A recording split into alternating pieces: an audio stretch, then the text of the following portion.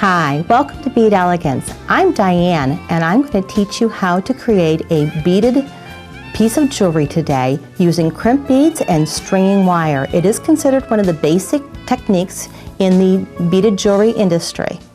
Today we're going to use what's called a crimping tool. It has some very specific holes and I'll explain what those mean in just a wee bit. The other tool we're going to need today is a flush cutter, and we require a flush cutter because you're going to use that sharp edge on the outside there to get really deep inside right next to your crimp bead in order to cut the excess wire off. The stringing material I like to use is an Aculon. It's a 7-strand, it's plastic coated intertwined steel. It's real hard to break. Usually the break point would be at the crimp bead. That's why we're going to learn how to do a really good crimp bead today. The crimp beads I use, these are a 2x2 tube. It's a sterling silver. The only thing I will use is a sterling silver crimp bead. And the reason for that is whenever you try to save money by buying the base metal crimp beads, that base metal has a lot more carbon in it and it's going to cause it to crack and break. A lot of frustration for new beginners. I have chosen a rather pretty little pewter clasp. It's a toggle clasp, and I'll explain that in a moment also. I've already cut my wire, and I have got my beads ready to be strung. I have also chosen a real pretty lampwork bead. It has purple and oranges in it that I have then pulled to add a resin bead, an orange resin bead. So what I'm doing is I'm pulling from this the colors that I can now mix together and enhance the orange. It's going to be real lovely when I'm done with it. I also have some real pretty end caps or bead caps that are going to hold and sit real nicely in between the beads. At this point in time, I'm going to kind of tuck the end of my wire, I've already cut my wire, into the length, a decent length that I'm comfortable with. I'm going to tuck that piece of wire into my little pinky here to hold on to it.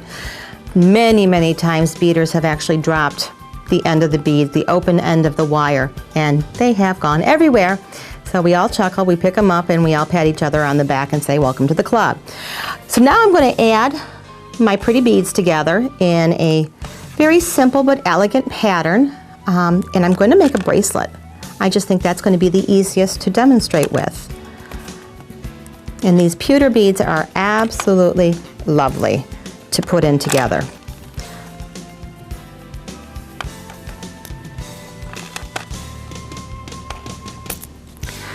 I now put the beads all assembled the way I want them on the wire. At this point in time, I have checked to make sure that it's going to fit well on my wrist, not too long, not too short. And at this point in time, I'm going to add a crimp bead to the one side, leaving the rest loose this way. So here is my crimp bead. I am going to add the toggle, or 1/2 of the toggle, should I say. We're going to capture the toggle by creating a loop with the crimp bead. And we're going to pull as much excess as possible out of there, out of the space between the toggle and the crimp bead. Now remember I said there were 2 holes in the crimp tool. What we are going to do is we are going to start by placing our crimp bead into the hole closest to the joint. That is going to create what I call a half moon in our crimp bead. Now you want to make sure that this fills the cavity properly, not too far one side or the other or cockeyed, because it will ruin your crimp bead. Okay, now I'm going to stand it up in the crimp bead, or in the crimping tool. I'm going to stand that up on its end, and I'm going to fold that like a book. That, when you can see it and it looks like a book, that is proper technique for a crimp bead. Then I'm able to take my flush tool, slide it in underneath the excess wire, and cut that off. And we are able to slide that down, and now you have 1/2 of your bracelet complete. Before I do anything else with the other side, I'm going to add what we call a crimp cover. And these are kind of new to our studio here. What these do is they cover the crimp bead and any excess material that might be sticking out, and it actually protects the skin. It's been kind of nice. We are learning to work with them and enjoying them a lot.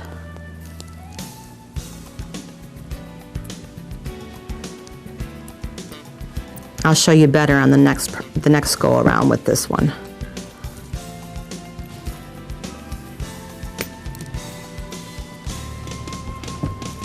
Okay, so there is 1/2 of your bracelet. Now we're going to always, and this is something I teach everybody, please lift your beads up. Make sure that there's no gaps within, because there's nothing more aggravating than to finish a necklace or a bracelet only to pick it up to find that you did not pull your beads in, they did not settle down, and there's a gap in there. It's pretty ugly, and usually you need to redo your whole bracelet or necklace. Now we're going to add the crimp bead to the other side. This time we are going to bring it all the way down to the beads. We are going to add our other part to the toggle. Bringing this forward, we are now going to capture the toggle via a loop and push our excess wire back through the crimp bead. So literally, we have a loop happening here. I like to work this to where I bring my crimp bead as close to my beads as possible. You will need a slight millimeter or two just for flexibility in between the crimp bead and the beads, but you are going to need to pull this in as much as possible, as close as possible. Now that's, to me, is too much gap, so I'm going to continue to work that. A lot of people don't realize that's where a really nice job can happen, or a really nasty job, if you don't work it well enough. I am pleased with what I have right now. This is going to work out real well. So I'm going to go ahead and I'm going to start again. We're going to put the crimp bead into the first slot towards the bolt or the nut in the center, and I'm going to make that half moon. Then I'm going to roll it again, turning it on its end, and we're going to make a book out of that crimp bead. And that's perfect. I'm going to cut off the excess wire. And then again, I want to put a crimp cover over that bead, over that crimp bead. Now I have used another use for my crimping tool. I have placed this crimp bead or crimp cover inside my crimping tool. It's a wonderful little device for, all kinds of different things. And then I'm going to place that crimp bead inside the groove, gently pressing that closed, and voila, there's my crimp cover. Perfect. And you might want to fuss with it a little bit, and there you go.